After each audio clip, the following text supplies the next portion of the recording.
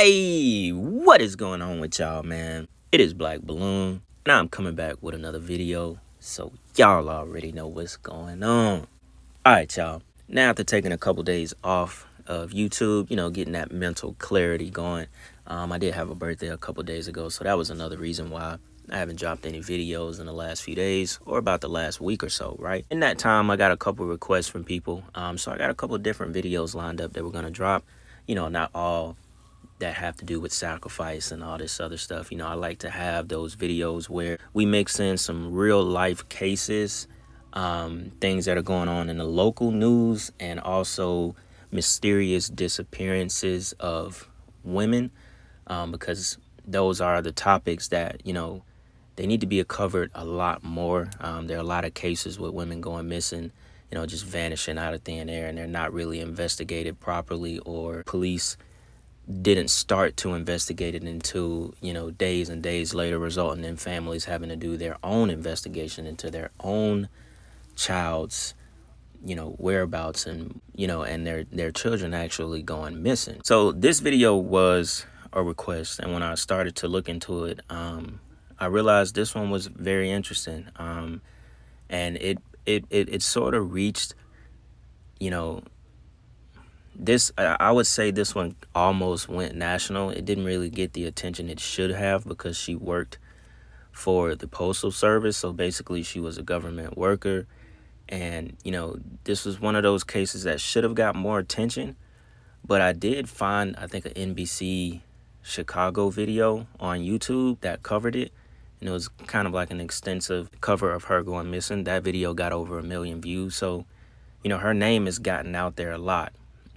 She went missing October 2nd, 2018. So obviously now it is going on 6 years since she has went missing. She was 3 months pregnant, 26 years old, and she hasn't been heard from nor seen in almost 6 years. Completely vanished. No body, no nothing. Nobody has been arrested. And y'all are going to find this one interesting if you don't really know anything about it, because to me, I think it's pretty blatant what happened to her. But how and whoever did it, if this guy did it, how is he able to cover it up this far?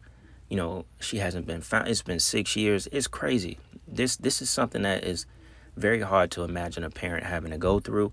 And it's kind of mind-boggling that someone can go missing for this long and you hear or see nothing. Not a body part, not a hint of someone seeing her, nothing, just completely gone. I couldn't imagine being a parent and having a child going through this, right? Because I'm sure it haunts her mom every single day. But we're going to hear from her. We're going to check out a couple news clips, get the official story. Got an article I want to read from y'all, and we're going to relay this back to First 48 and one more case where the police kind of treated it the exact same way, resulting in a delay of basically trying to help the families. We know this happens a lot across the country, and specifically it definitely happens a lot in Chicago as well, since that is what we're talking about, and that is where this young lady is from. So y'all, I'm gonna go ahead and cut this intro short right here. We'll go ahead and jump into the first clip of this video. With that being said, check this out. Pregnant postal worker disappeared from the Chicago landscape. That day still fresh in mind for those closest to her. Chicago police and her family gathering every year since on Kierra's birthday to bring awareness to her case. Fox 32's Nate Rogers has more. Kierra Coles would have turned 30 years old today, nearly some 4 years after her story made national headlines. Still, Coles has not been identified, and today, on her birthday, her family still does not know what happened to her. Happy birthday to you. A birthday party without the honoree present. Loved ones gathering in Pilsen, remembering 26-year-old Kierra Coles, a postal worker and mother-to-be. What they do have, I feel like is enough to bring him in, but they tell me it's not enough. Karen Phillips' story has not changed in 4 years. She's adamant her daughter's boyfriend is somehow connected to this painful mystery. Coles vanished from her Southside home in 2018. She reportedly went to withdraw $400 from an ATM. Her car was driven back to her home, but police say Coles was not inside. My daughter's been gone 7 years. And your baby's been gone for that's entirely too long to not know where your child is. LaShawn Walker joined Cole's loved ones seeking justice. Her own daughter and grandson disappeared 7 years ago from Gary, Indiana. Chicago police say Cole's case remains a high-risk missing persons investigation with foul play suspected. Phillips has now hired a private investigator. She says the pain of not knowing is unbearable. Her shining star, 3 months pregnant, abruptly taken away. Every year I pray that I don't have to do this again, but here I am doing it again. And there still will be no answers after this. All right, y'all. Now, what really bothers me about this case is that there is absolutely no evidence of where she is at. I know I kind of stressed this, but it really blows my mind that they haven't found anything. And we're going to get into a little bit more details with this next clip, as far as everything with the boyfriend and her car and her purse and her phone being left in her car that was parked down the street from where she stayed. So I want to kind of lay this out so y'all can really get the timeline of it, right? So let me just read a little bit of this article real quick, just so y'all could hear it simply from me before we get into the video. As y'all know by now, she's been missing since 2018. That was October 2nd, 2018, and she was 26 years old. Now, I think in 2023, around March in 2023, they released new video of her last moments alive. Why they released it 5 to 4 years later, I have no idea. It says, at approximately 10:43 p.m., Kierra Coles was seen on surveillance video making 2 ATM withdrawals at a business in the 8600 block of South Cottage Grove. CPD Homicide Lieutenant William Silver said Kierra, postal worker who was 3 months pregnant, exited the business 3 minutes later. These are the last recorded images of Kierra. It was just days of searching and passing out flyers and praying, Phillips said. After searching through hours of video, police put together a timeline of her disappearance. During the course of that night, Kierra entered her residence in the 8100 block of South Vernon. A man who police identified as a person of interest also arrived and entered the residence. This is at Kierra's apartment. Kierra and the man later got into her car and drove off with Kierra in the driver's seat. So this is, I'm assuming, on video. It says minutes later, this is when they see Kierra on surveillance using an ATM, where she withdrew a total of $400. Police said less than an hour later, that same vehicle was seen parking in another area of the city. The person of interest gets out of the passenger side of the car, but no one exited the driver's side. The next day, the person of interest is seen parking Kierra's vehicle next to her residence before entering the building and exiting with unknown items. The man was then seen driving off in his vehicle, parked on the street, which was left there overnight. When he was questioned, police said he gave varying accounts of the last time he saw her. So his story was all over the place. He gave multiple accounts, different stories of how their last hours were spent together. Now, from the jump, this does not make sense at all. It said an hour after she was on surveillance, I'm about to show y'all the surveillance footage of her using the ATM right here. So there's new video in the case of a missing postal worker, Kierra Coles. This is her.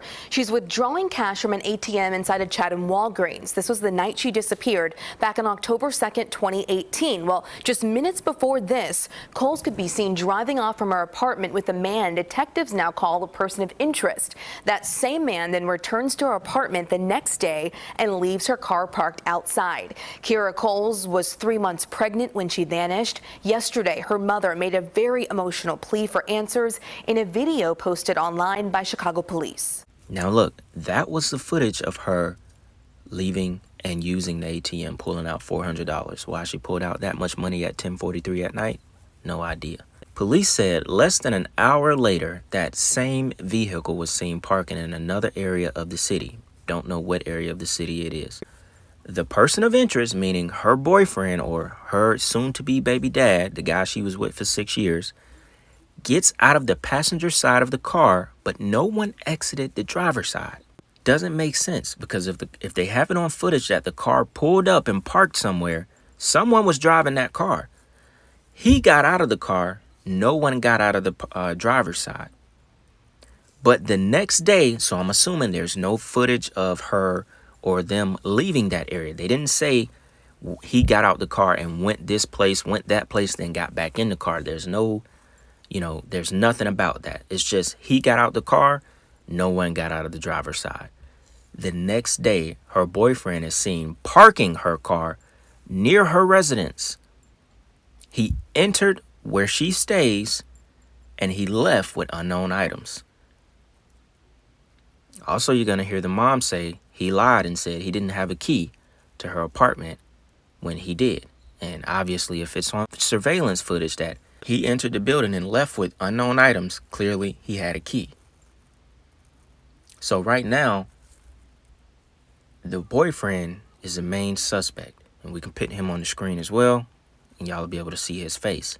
But just reading this part, it makes no sense, because they did not include, when they pulled up to this different area in the city, they didn't say he got out the car and then came back to the car. They just said he got out, but no one got out the driver's seat. So she could have still been in the car at that time. Maybe he was getting out, doing something, coming back.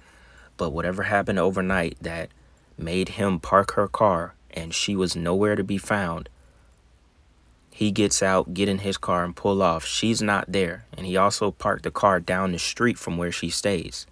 And remember, the car had her purse, her cell phone, and other items that are usually on people in the car. It was left in the car. Said the police interviewed her family, friends, searched her apartment, personal belongings, vehicle, and social media pages, and still nothing. Now, it just blows my mind, y'all. It's the fact of someone going missing and you have no idea. Things like this. Well, I'm sorry. I'm going to stop talking. We're going to jump back into this clip that gets a little bit more information about the case, right? But things like this, y'all, sometimes there has to be a lot of stuff to happen. I'm talking about it has to be down to a T. It has to be very perfect for someone to go missing for this long and not a trace is found. And we're talking about the chances of this have to be, they have to be so slim. Everything has to work out perfectly. And I'm almost certain, her boyfriend, this ain't no professional. Dude worked at the same job she worked at. He was also, a government employee for the Postal Service. It's not just to say whatever, but this guy is not a professional killer. He's not a professional get a person out of here type of guy. You could just look at someone. They're not that smart. It's very hard to make someone disappear. I'm talking about no evidence, just a little bit of surveillance, nothing, no DNA, nothing. The police, either the police is very, either the police is covering something up or is something a lot more deeper with this case, because they're not really pursuing him. It's something there that is not giving them enough to charge him, or this is some kind of cover up for something bigger, because it doesn't make, ain't no average guy gonna make a woman disappear. Not one in this day and age, not one piece of evidence is found to locate her body, because by now she's dead. Obviously, we're talking about almost 6 years. Before I get into the rest of my theory about this, let's jump into this next clip. It just gives a little bit more detail, and you'll hear a little bit from the mom and the, more of the official story. So yeah, with that being said, check this out. Knew from her own experience that time is critical in every missing persons case.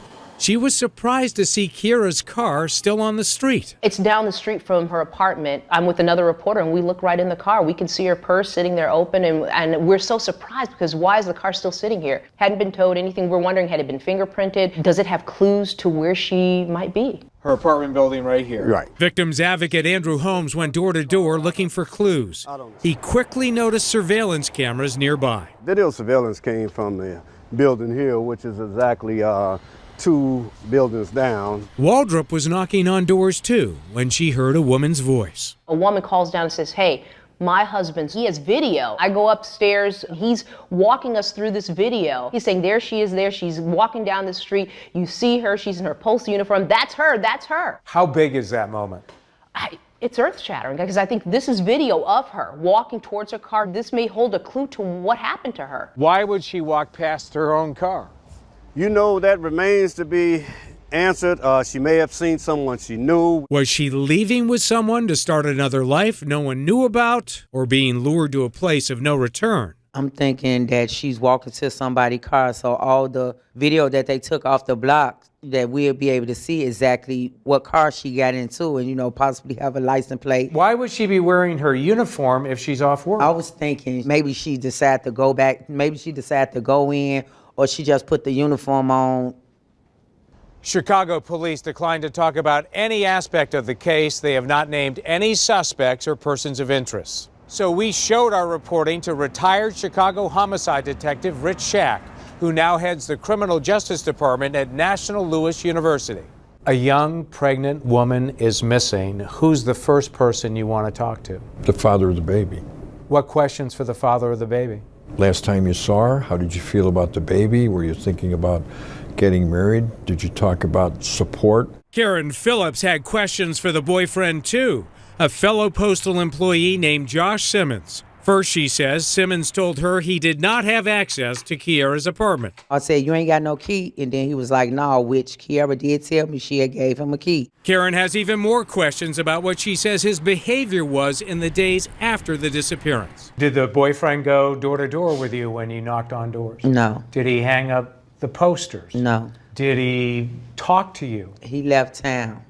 I just can't understand. You dated my daughter for 6 years, and then now that my daughter is pregnant and missing, you do nothing? Karen says he moved to another state with the mother of 2 more of his children, a woman Karen says her daughter was not happy with. She had a fight with the other baby's mother, and she was banned from coming to his house. And remember that crucial video evidence? Karen says something began to bother her as she watched the tape play on the news. It's the mother thing, you know, you just know your child. That's not her walk? No, that's not her walk. Is that her size? A little bit smaller and a little bit shorter. She says police confirm what she feared. That hopeful clue was not a clue at all. That was not Kierra on the tape. He says not. Don't tell nobody that that's not your daughter. Karen says it turns out another woman who worked for the post office lived nearby, and that was her, not Kierra. And she says police held it back, perhaps to deceive any real suspects into thinking they were chasing a false lead. Why are you telling us now when the police told you 2 years ago not to say anything? I didn't say anything because I didn't want to mess up the case. I don't have nothing to lose now. I mean, it's been 2 years. Y'all ain't came up with nothing. The timestamp on the wrong video showed Wednesday at 11:54 a.m. Karen now figured whatever happened was hours earlier, sometime before her first unanswered call to Kierra around 8 o'clock Wednesday morning and their last conversation around 7 o'clock the night before, Tuesday. Karen says she's seen another neighbor's video of Kierra and Simmons leaving her apartment in separate cars on Tuesday and says police told her they have pictures of the couple going to an ATM. They said that they had video of Kierra and Josh at an ATM Tuesday. Did they tell you how much money was taken out? Kierra withdrawn $400, giving it to him. Chicago police would not confirm or deny any of this. The ATM video or the video Karen says she saw of Kierra and Simmons leaving in separate cars, and we can't independently verify that information. Again, police have not named a person of interest or suspect. He did not respond to letters we sent there asking for comment. Does Chicago have the resources to go down and surveil him in another state? Would you do that? Probably not, unless you had something really concrete to cause you to go do that. In other words, you came up with a witness or he bragged to somebody. If Kierra was murdered, how hard is it to prosecute a murder case without a body? Well, the body tells you what happened. If it's a homicidal cause of death, that helps you in your prosecution. When you don't have the cause of death or the body, it's difficult to show that there was actually a murder that took place. Sadly, he says what's not difficult is disposing of a body if you have time before anyone is looking. It now seems whatever happened could have been 20 hours before Karen Phillips called 911. If Kierra was murdered, how would they get rid of the body that fast? That's the question for the ages, but you could easily put him in the bottom of a dumpster, wrapped in something, and next thing you know, the body's in a landfill. Never to be found again. Never to be found. Now, back to, my theory of this whole case, right? And I want to be very realistic with it as well. I don't want to throw out things that, take eyes off of what this probably is, and when we talk about the boyfriend, I know y'all just heard in the clip where they said the boyfriend didn't help at all. Now, a girl that is 3 months pregnant with your child, you're going to assist the mother, meaning her mother, in finding the mom of your child. You're not going to deny the police talking to you or cut off contact with the mom. Those are all very huge red flags that you have something to do with her disappearance. Now, they also said she had a problem with the other girl that he had 2 kids by. So, that's a common situation. Guy already got 2 kids, or they were together for 6 years. Could have been a girl he was cheating with. He got her pregnant twice. I don't think they ever said both of those were his kids, but I'm going to assume that. He was back and forth, so clearly there was a beef going on. They moved all the way to Louisiana after this happened, and he cut off contact. So clearly this was a case where he didn't really want anything to do with her, even when she was alive. And could have been things going on where he decided he had to get rid of her while she was pregnant. For him, knocking out 2 birds with 1 stone, I guess. 1 less child, 1 less girl to deal with. And we're talking about what he could have possibly been thinking. Because for sure, those are all red flags. But guess what? Chicago police considered him a person of interest, a suspect. But that ended quickly. He's never been charged. So obviously, there's something there that completely dismisses him from being behind her disappearance.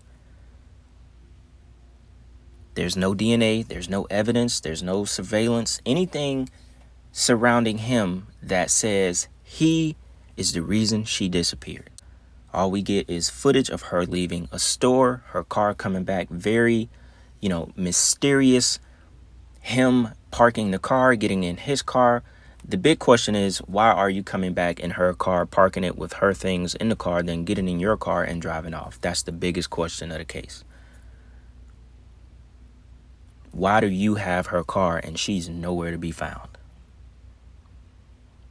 And then it just takes me back to my theories of everything, and the reason I brought up the thing with First 48 in the beginning, because y'all remember First 48 had about 2 or 3 seasons where they were doing Chicago missing person cases. So obviously this goes on a lot in Chicago. We know there's a lot of murders in Chicago, a lot, every other weekend people are dying, 10 people fatally shot, 38 people shot, but in stable condition. We get those stories all the time, all the gang stuff. There's a lot of demons. There's a lot of spirits walking around looking to devour in Chicago. So it makes sense for them to be a hotbed for missing person cases, whether they're found or not. But why I brought up First 48 is because, oddly enough, First 48 only featured cases where there wasn't anything, like foul play involved in those cases. They were mostly cases where they were found. They didn't really cover cases where the person ended up dead. And that's odd because First 48 lives off of real true crime. So obviously in the contract, the city didn't want to show the cases where they don't find the woman or man or little child. They didn't want to show the cases where it ended up being this person was murdered, but they were missing for 8 months. They didn't want to show that, obviously, because they have contracts with this kind of stuff. So that was, to me, that was like another red flag as far as the city of Chicago, because obviously they're not solving a lot of these cases. That's why you will never see regular first 48 episodes in Chicago. It will never happen because they don't solve them. They don't want to solve most of them. It's like, especially the gang murders. To them, it's a win-win. One gang member kills another gang member. He's off the street. He's dead. That other gang member is going to eventually get killed. So most of the time, they don't bother to finish these cases unless they're like FBG Duck, done in the Gold Coast, or missing person cases that are like blatant, like that little girl that got killed with her dad that was in a gang at the McDonald's in Chicago, where those like 2 or 3 young gang members pulled up on him, trapped him in the drive-thru, shot up his car, and killed a 7-year-old girl. Those are the cases that they're going to get solved. You're going to go to jail if you do it that brazen. But this case made national news, and in the beginning, they were hesitant on this case. Just like a couple of other cases in Chicago with women as well, not even just black women. There's another case, I think, with a Hispanic or a Guatemalan lady, however you would say that, where they did the same thing. They hesitated on the investigation in the beginning, and then I think 6 months later, she was found in like an alley in a buggy, and she was dead. So, and then you got the Kanika Jenkins case. There's a lot of stuff that goes on in Chicago. That's why I said there's a lot of demons there. There's a lot of spirits walking, looking to devour. But my thing is, with this case, is just like I was saying, there's a very slim chance, y'all, that you're going to make someone disappear and no evidence be found in the day that we live in. Now, is it possible? Yes, there's been plenty of serial killers who, bodies of certain victims weren't found until 20 years later. It happens. It does happen. But in the sense that this happened, like the way that this happened, and this was somebody who was like her boyfriend. Usually when these cases happen, that's why the detective said they look directly at the baby's father. Something is going to give. Like, there's going to be something. He's going to make a mistake. You're going to leave tire tracks somewhere. There's going to be mud under your car from wherever you dropped her off and buried her at. Something is going to give. I've seen so many true crime cases, from law and, crime on YouTube to First 48. I've watched thousands of hours of true crime. Something is usually always going to give. And this one is just absolutely nothing. Or at least to the public, they have nothing. And it just leads me to think that either the CPD, they just give up on these kind of cases once it reaches a certain cold case status. They're just like, they're done with it. They got so many murders to look after, investigate, so on and so on. A lot of these cases, they just may give up on, y'all.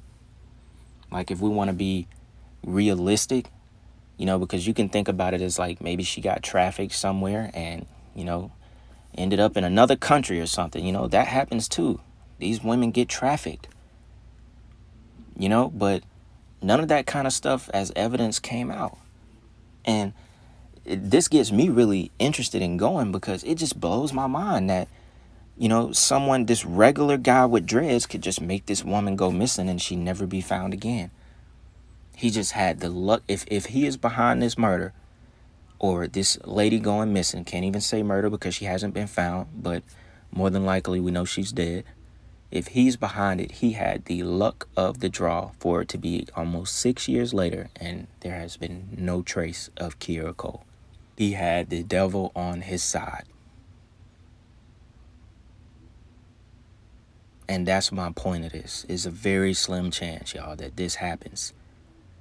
We're not talking about these serial killers that are like, they're like professionals damn near. Like, they study this shit and they have a pattern on how they do it. This just randomly happened. And it just blows my mind. I thank the person that, I always do this. I really gotta start shouting out y'all names. I don't know why I always do this, but I thank you for requesting this video to me. I wasn't aware of this case. It's very interesting. I was eager to do it, and so I thank you. And I decided to go ahead and drop this first on Sunday. And I definitely want to do more cases like this. So anything that y'all want to see along these lines of missing persons and so on, y'all let me know. Like I said, I don't want to, keep everything on this channel, sacrifice this, sacrifice that. Sometimes we got to dive into what's really going on out here, because at the end of the day, it all goes back to what this channel is about. And, exposing darkness, exposing evil, exposing these demons and spirits who are out here possessing people and making them do this right here. This woman is gone. She vanished, and, someone out there, they did it. Either the boyfriend, or she was trafficked, or, some kind of police cover up to the point where they don't want to investigate it. I don't know, y'all. There's a couple of different possibilities. But like I said, if we're leaning toward the boyfriend, this is all demonic work at the end of the day. And it still remains that this is a topic that needs to be talked about, especially with women going missing, which is why if you're a father, man, protect your daughter at all costs. I know y'all already know that. Your mom, everything. If you got women that you love in your life, make sure they are protected. And, that's just what it should be at the end of the day, because we got to look out for our own people. All right. So with that being said, y'all, I hope y'all enjoyed that video. If this was a case that you didn't know about, y'all let me know what y'all think. Share the video if y'all want to. Thought this definitely was a very interesting video to bring to the channel. And if y'all got other theories, please let me know in the comments. With that being said, it's Black Balloon, and I'm going to see y'all soon. I'm out.